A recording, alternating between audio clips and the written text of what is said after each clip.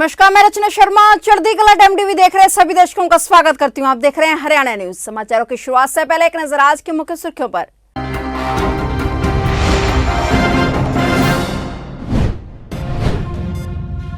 हरियाणा के जिले में पल्स पोलियो अभियान की शुरुआत। मुख्यमंत्री मनोहर लाल ने बच्चों को पोलियो ड्रॉप्स पिलाकर की अभियान की शुरुआत। सांसद को पीछे बैठाकर सीएम मनोहर लाल ने दौड़ाई बाइक। करनाल को दी 14 करोड़ 50 लाख की सौगात। पेपर लीक करने वालों पर नकेल कसने के लिए हरियाणा सरकार ने की बड़ी पहल। पेपर लीक नेटवर्क को खत्म करने हेतु जारी किया टोल फ्री नंबर।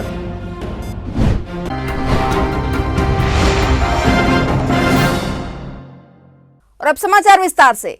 हरियाणा के जिलों में सीएम मनोहर लाल ने पल्स पोलियो अभियान की शुरुआत की है। इस मौके पर हरियाणा के मुख्यमंत्री मनोहर लाल ने करनाल में बच्चों को पोलियो ड्रॉप्स पिलाकर इस अभियान की शुरुआत की। इस मौके पर सीएम मनोहर लाल ने जानकारी देते हुए बताया कि ये अभियान 14 जिलों में 30 सितंबर तक चलेगा और इसके अंदर 0 से 5 साल के बच्चों को पोलियो रोधी दवाई पिलाई जाएगी। सीएम ने बताया कि करनाल जिले में 2 लाख बच्चों को दवाई पिलाने का लक्ष्य रखा गया है, जो कि 30 सितंबर तक पूरा किया जाएगा। हरियाणा सरकार नौकरियों के लिए होने वाली परीक्षाओं में लीकेज में नकल रोकने के लिए संजीदा है। विधानसभा सत्र में हरियाणा में नकल कराने और पेपर लीक कराने पर पकड़े जाने पर अभ्यर्थी 2 वर्ष तक कोई भी प्रतियोगी परीक्षा नहीं दे सकेंगे। यदि कोई अभ्यर्थी पेपर लीक या नकल करने में शामिल पाया जाता है तो 2 वर्ष की अवधि के लिए उसे किसी भी भर्ती परीक्षा में नहीं बैठने दिया जाएगा। वहीं मुख्यमंत्री मनोहर लाल ने कहा कि जीरो टॉलरेंस नीति को अपनाया गया है और अब एक कदम और आगे बढ़ाते हुए पेपर लीक नेटवर्क को खत्म करने के लिए जानकारी देने हेतु राज्य सतर्कता ब्यूरो का एक टोल फ्री नंबर शुरू किया गया है। इस नंबर पर अभ्यर्थी पेपर लीक की एवज में पैसे मांगने वालों की जानकारी दे सकते हैं। साथ ही सीएम ने सभी अभ्यर्थियों से आग्रह किया कि कभी भी पेपर लीक से जुड़े लोगों से उनसे संपर्क किया हो जो उन्हें परीक्षा के प्रश्न पत्रों या उत्तर कुंजी को एडवांस में देने का दावा करते हैं, तो अभ्यर्थी इस टोल फ्री नंबर पर ऐसे सभी लोगों की जानकारी तुरंत साझा करें ताकि उनको पकड़ा जा सके। और मुख्यमंत्री ने कहा है कि इन अपराधियों को जड़ से पकड़ने में जन भागीदारी निश्चित रूप से अहम भूमिका निभा सकती है। ये जो पिछले दिनों में एक घटनाक्रम हुआ कि पेपर लीक, पेपर आउट, ये भी हमारे लिए बहुत बड़ा एक कंसर्न है। हमने उसको बहुत गंभीरता से लिया है और ये हमें ध्यान में आ रहा है कि एक बहुत बड़ा गैंग है, बहुत बड़ा नेटवर्क है। हमने तय किया कि भी किसी भी कीमत पर इस नेटवर्क को हम तोड़ेंगे।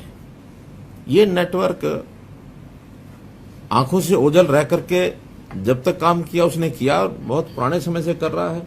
हमने तो एफआईआर भी बहुत कराई हैं, उनके खिलाफ कार्रवाइयां भी चल रही हैं। ये जो पिछला पेपर लीक का हुआ था इसके अंदर 28-30 लोगों को गिरफ्तार भी किया, दूसरे प्रांतों के लोगों को भी पकड़ा है। अब उसके बाद 2 टेस्ट हमारे ठीक हो भी गए हैं। कुछ लोग इसमें लुटे भी हैं, उनकी लुटाई खूब हुई है, क्योंकि लगता उनको यह है कि चाहे कितना ही हम जोर मार लें, कितना ही सरकार प्रबंध कर ले, लेकिन कहीं ना कहीं चोरी तो हो ही जाएगी, थेफ्ट तो इसके हम कर ही लेंगे, चीटिंग तो हम कर ही लेंगे।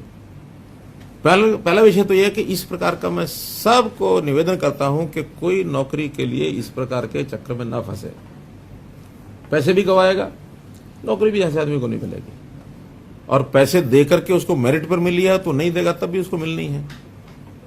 ये उनको वहम निकाल देना चाहिए कि नौकरी मिली और पैसे दिए तो पैसे के कारण से मिली, ऐसा नहीं, उसकी मेरिट के कारण से ही मिली है।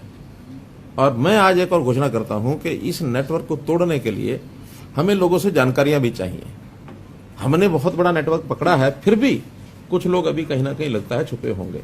उसका एक ही हल है कि जितने लोगों को ऐसे लोग संपर्क करते हैं कि मैं तुम्हारी नौकरी लगवा दूंगा, ऐसे लोगों की जानकारी मैं एक विजिलेंस डिपार्टमेंट की ओर से एक नंबर प्रसारित करता हूं। उस नंबर पर वो बता दें, जिन्होंने पहले दिए हैं वो भी बता दें किसको दिए हैं, और आगे कोई मांगने आता तो उसकी भी जानकारी दे दें। रंगे हाथों पकड़ने की बात आएगी तो उसको तैयार करेंगे हम कि ठीक है तुम दो, हम पकड़ेंगे। और नहीं अगर रंगे हाथों तो कम से कम उस नेटवर्क का जरूर पता लग जाएगा कौन कहां से कैसे नेटवर्क से बनाया हुआ है।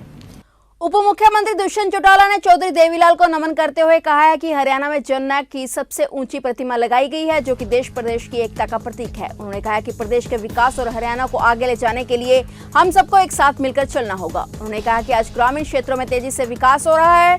दुष्यंत चौटाला ने कहा कि प्रदेश में जेजेपी को सरकार की सत्ता में लाने से संगठन खड़ा करने में युवाओं का बड़ा योगदान रहा है। पार्टी उनके इस योगदान को कभी नहीं भुला पाएगी और प्रदेश के युवाओं को निजी क्षेत्र में रोजगार दिलवाने के लिए 75% आरक्षण का कानून विधानसभा में हरियाणा सरकार ने पास करवाया है। उन्होंने मन से घोषणा की है कि प्रदेश में 15 अक्टूबर से निजी क्षेत्र में प्रदेश के युवाओं के लिए आरक्षण का कानून लागू होगा।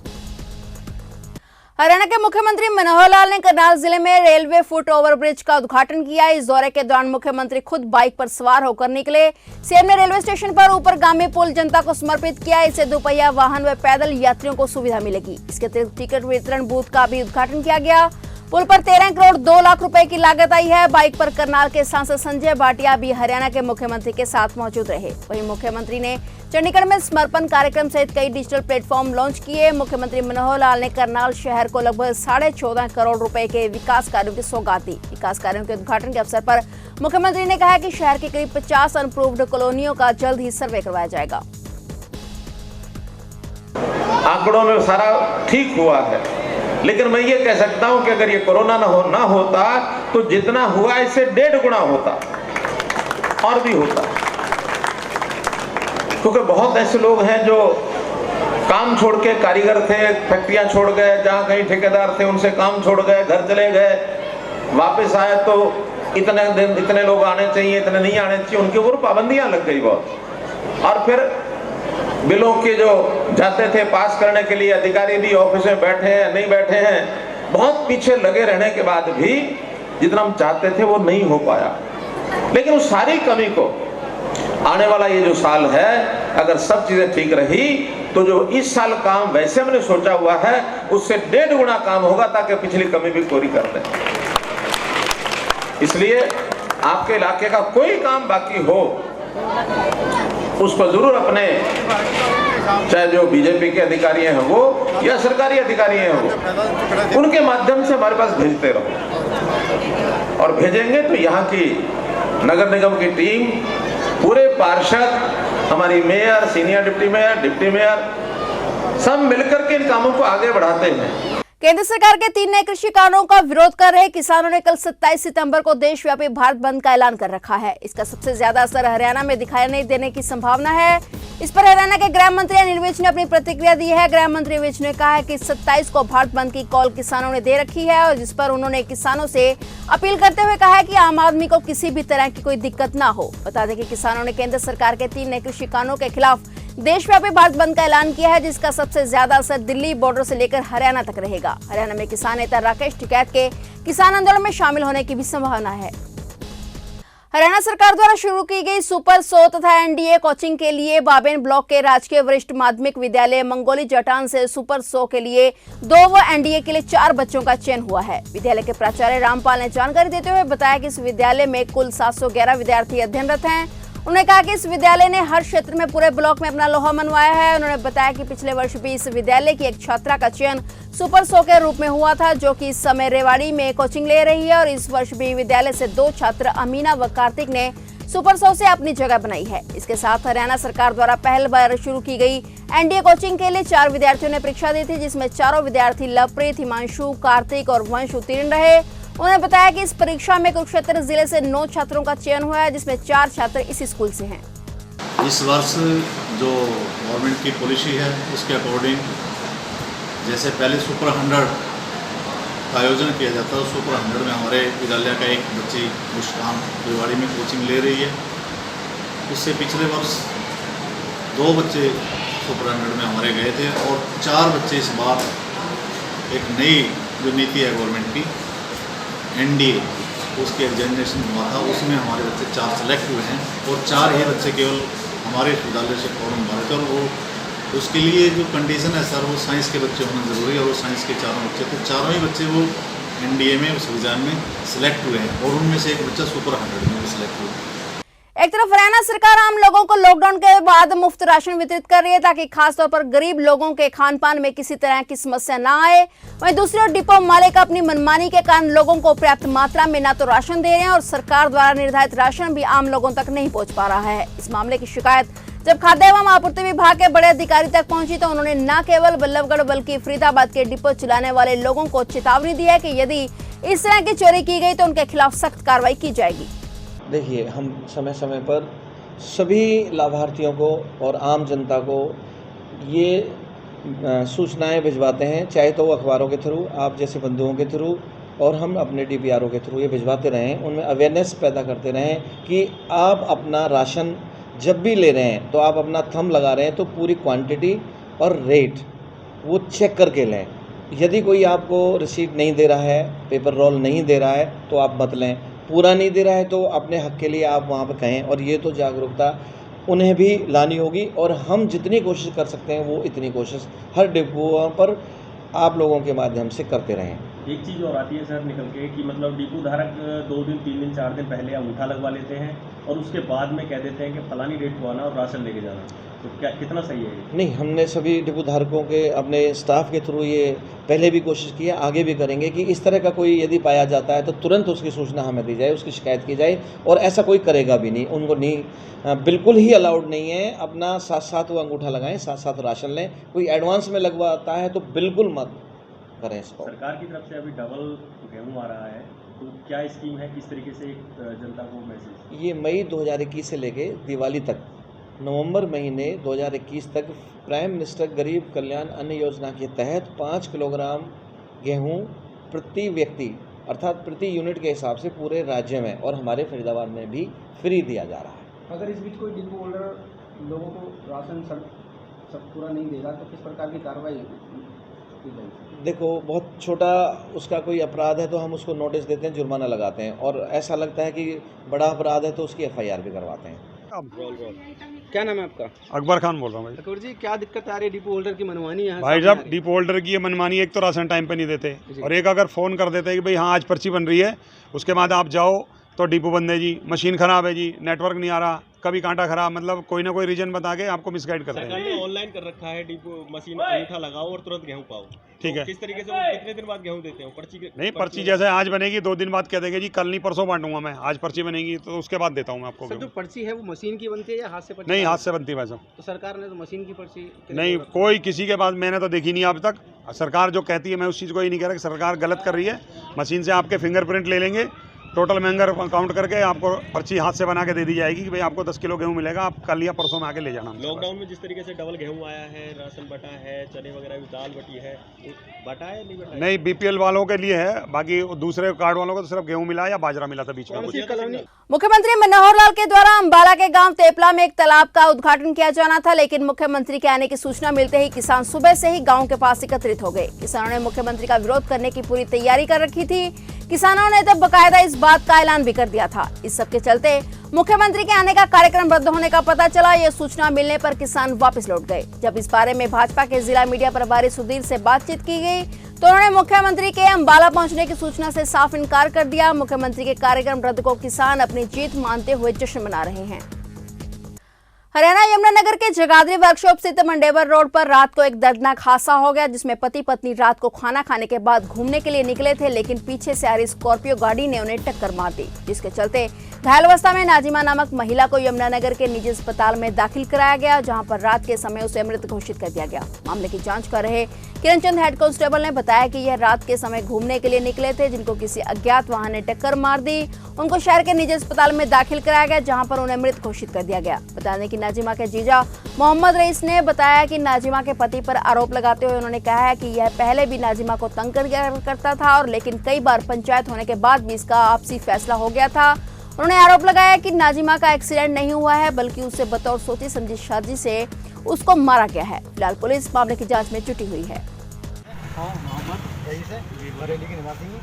ये जो एक्सीडेंट हुआ है, नाजिमा जिसका नाम है, ये हमारी शादी है, ठीक है। इनके पति से इनकी मनती नहीं थी, ज़बरदस्ती की जोर से इनकी शादी हुई थी, ठीक है।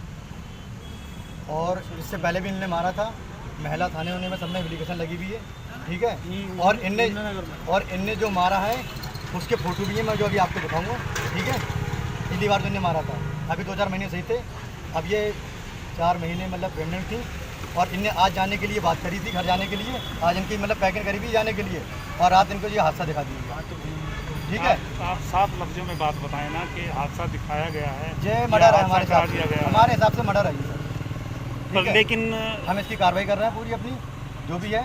अगर गिरने वाला करते हैं, हरियाणा पुलिस से मांग करते हैं कि इसकी सही तरीके से जांच की जाए। ये जो वाहन है, अगर मारी है टक्कर तो रुका क्यों नहीं? अगर रुका तो दोनों के हादसे में दोनों की चोट आना चाहिए, दोनों प्रकार से चोट आना चाहिए। अगर कोई भी गिरता है तो कोई गुम चोट नहीं आती है कहीं पे शरीर में, एक्सीडेंट के बाद में खुली चोट ज़्यादा आती है। मैंने फर्स्ट टाइम ये देखा है अभी जो भी है कि पहली बार देखा है कि जो गुम चोट आई है और उसके बाद में डेथ हो जाती है। किसी प्रकार से कोई भी ऐसा नहीं। 8 बजे का ये वाकया है और हमें खबर मिल रही रात के 1 बजे, और वो भी हमें जो हमारे थ्रू नहीं मिल रही होने के है, बाद जो गांव का मेंबर है हमारा सभासद है, हमारे घर फोन नहीं आता।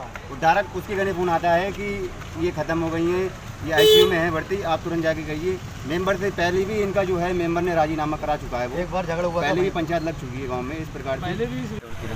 सर क्या मामला जो एक्सीडेंट हुआ उसके मामले पूरी बात बताएं। ये ऐसा है, रात खाना खाकर मृत का ये जो नाजमा है, ये और इसके घर वाला घूमने के लिए निकले थे बाहर। जो एक रात को घूम रहे थे 9 साढ़े 9 बजे के करीब की बात आई है, तो कि किसी अज्ञात वाहन ने पीछे से टक्कर मार दी। ये कौन सी जगह का हादसा सर? ये अंडर बाईपास से मडेबर की तरफ है। हल्का मुलाना के गांव बिहटा में प्रधानमंत्री गरीब कल्याण योजना के तहत अंतिम पायदान पर बैठे डिपो पर प्रति व्यक्ति 5 किलो मुफ्त अनाज का वितरण किया गया। योजना के संयोजक सुरेश सोहता ने अपने साथियों के साथ मिलकर लोगों में अनाज वितरित किया। उसके बाद पंडित दीनदयाल उपाध्याय जी को पुण्यांजलि अर्पित करते हुए श्रद्धांजलि दी।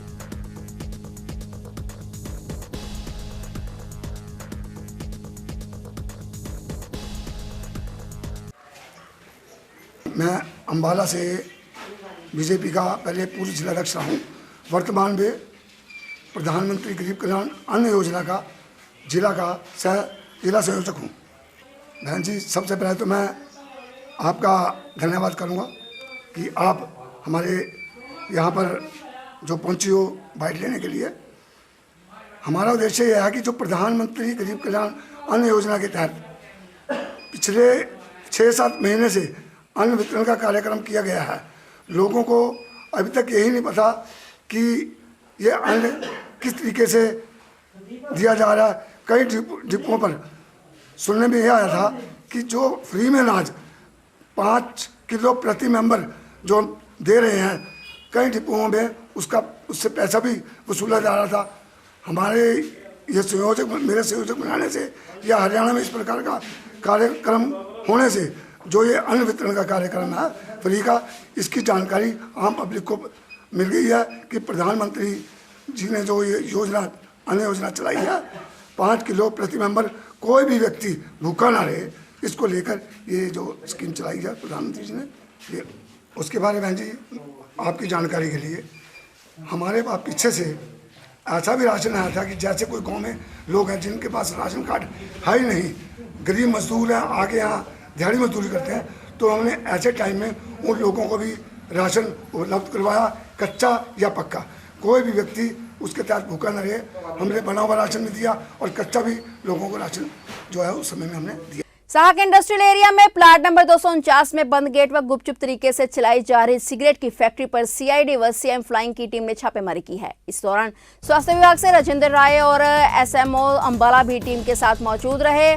छापेमारी देर रात तक चली और छापेमारी के दौरान सीआईडी, सीएम फ्लाइंग की और स्वास्थ्य विभाग की संयुक्त टीम ने फैक्ट्री से सिगरेट की डिब्बियां, 7 थैलियों में करीब 156 किलोग्राम तंबाकू, भारी मात्रा में फिल्टर आदि बरामद किए हैं। छापेमारी फैक्ट्री में 5 नौकर मिले और सिगरेट बनाने की 5 मशीनें लगी हुई मिली और फैक्ट्री मालिक देर रात्रि तक फैक्ट्री में नहीं पहुंचे। कोई भी फैक्ट्री संबंधी दस्तावेज नहीं दिखा सके। इसके तहत सिगरेट बनाने की मशीनों को सुरक्षित रखने के लिए फैक्ट्री को भी सील कर दिया गया। निसिंग के गांव दुपेड़ी में यूपीएससी का पेपर पास कर प्रीति बेनीवाल ने गांव के साथ साथ जिले का भी नाम रोशन किया है। इस उपलब्धि पर प्रीति को बधाई देने और सम्मानित करने के लिए विश्व मानव अधिकार सुरक्षा आयोग के सदस्य डॉक्टर सूरज और उनके साथी दुपेड़ी गांव पहुंचे। इस मौके पर प्रीति ने बताया कि बचपन से ही उनका सपना था कि सिविल सर्विस में जाना है और लेकिन ऐसे हालातों में सपना पूरा होगा यह तो दूर दूर तक भी नहीं सोचा था। बता दें कि 2013 में एमटेक करने के बाद प्रीति को ग्रामीण बैंक में क्लर्क की नौकरी मिल गई। के लिए जो भी है प्रीति बेनीवाल जी एक मिसाल है, ठीक है, और हम प्रीति बेनीवाल जी को बहुत बहुत बधाई देते हैं। समस्त परिवार वालों को, ग्रामवासियों को विश्व मानवाधिकार ग्रुप की तरफ से बहुत बहुत बधाई। करनाल पहुंचे मुख्यमंत्री मनोहर लाल ने शहर के पीडब्ल्यूडी रेस्ट हाउस में जनता दरबार लगाते हुए लोगों की समस्याएं सुनी। बता दें कि यह पहला मौका है जब कोरोना काल के बाद मुख्यमंत्री इस प्रकार की जनता दरबार लगाकर लोगों की समस्याएं सुनने पहुंचे। पीडब्ल्यूडी रेस्ट हाउस में लगाए गए जनता दरबार में करनाल के साथ साथ प्रदेश भर से लोग अपनी समस्याएं लेकर पहुंचे। दरअसल मुख्यमंत्री मनोहर लाल करनाल में कई परियोजनाओं का उद्घाटन करने पहुंचे थे, लेकिन उससे पहले मुख्यमंत्री ने जनता दरबार लगाते हुए लोगों की समस्याएं सुनी और उनका समाधान करने का आश्वासन दिया। मीडिया से बात करते हुए मुख्यमंत्री ने कहा कि कोरोना के चलते लंबे समय से जनता दरबार नहीं लगाया जा रहा था और इसलिए करनाल में लोगों की समस्या सुनने पहुंचे हैं। इसके साथ ही विरोधी पार्टी इनेलो द्वारा चौधरी देवीलाल की जयंती मनाते हुए जिंद में इनेलो द्वारा की गई जनसभा के प्रश्न पर मुख्यमंत्री ने इशारों में तंज कसते हुए कहा कि वहां लोगों को किस मकसद से इकट्ठा किया गया है ये तो इनेलो वाले ही जानते हैं। इसके साथ हरियाणा की 2 विधानसभा सीटों पर होने वाले उपचुनाव को लेकर भी मुख्यमंत्री ने कहा है कि जब तक चुनाव नहीं होगा तब तक पार्टी भी लगी रहेगी और लोगों में भी इसे लेकर उत्सुकता बनी रहेगी। आज जो कि पीछे कोविड का काफी प्रकोप था, इस नाते से कुछ महीनों तक, ये चश्मा ले लो भी जिसका, कुछ महीनों बीच में इस प्रकार के कार्यक्रम नहीं हो पाए थे। आज फिर जो यहाँ की जनता जिनके कुछ अपनी कठिनाइयाँ, समस्याएं, ग्रीवेंसेस, उनको सबको बुलाया है। तो अभी बीच में कार्यक्रम है, इसको मैं चालू रखूँगा आकर के, और इन सब की जो समस्याओं का समाधान है जो यहाँ डिस्ट्रिक्ट लेवल पर होने का वो यहीं कराएंगे। और जो हमारा प्रांत स्तर के नाते से चंडीगढ़ ले जाने की बात होगी, उनको चंडीगढ़ ले जाकर के उन समस्याओं का समाधान कराएंगे। देखिए, अब लोकतंत्र है, इसमें हर कोई अपने तरीके से आंदोलन का जो रूपरेखा रखनी होती है वो सब करते ही हैं। शांतिपूर्वक चले, हमको कोई दिक्कत नहीं है। वैसे मैं अपील करूंगा कि लोग अपने कामों पर रहें और कोई किसी के साथ जबरदस्ती नहीं की जाएगी और लॉ एंड ऑर्डर की स्थिति को मेंटेन करें। चौधरी वीरेंद्र सिंह आज जींद रैली में शामिल हुए हैं और कहीं ना कहीं बगावत की बू नजर आ रही है। देखिए, इस बारे में तो उनसे पूछें, ज़्यादा अच्छा लगेगा, क्योंकि आज चौधरी देवीलाल जी का जो जयंती का दिन है वो प्रदेश में कई जगह मनाया गया है। वहाँ भी चौधरी देवीलाल जी की जयंती के नाम से लोगों को इकट्ठा किया गया है। अब कौन वहाँ जाएंगे, कौन नहीं जाएंगे, जो जाते हैं उनसे पूछिए कि किस मकसद से गए। दिवाली से पहले कितनी, अब जब तक सीटें खाली हैं तब तक तो संभावना बनी रहेगी। जब तक 2 सीटें खाली हैं तब तक एमएलए लगे ही रहेंगे, उसके अंदर कुछ ना कुछ हो जाए, और तब तक आप लोगों की भी इच्छा रहेगी कि कब हो जाए, उत्सुकता रहेगी। जब तक खाली है तब तक रहेगी। फिलहाल हरियाणा न्यूज में इतना ही। तब तक के लिए देखते रहिए चढ़ती कला टाइम टीवी और मुझे दीजिए इजाजत। धन्यवाद।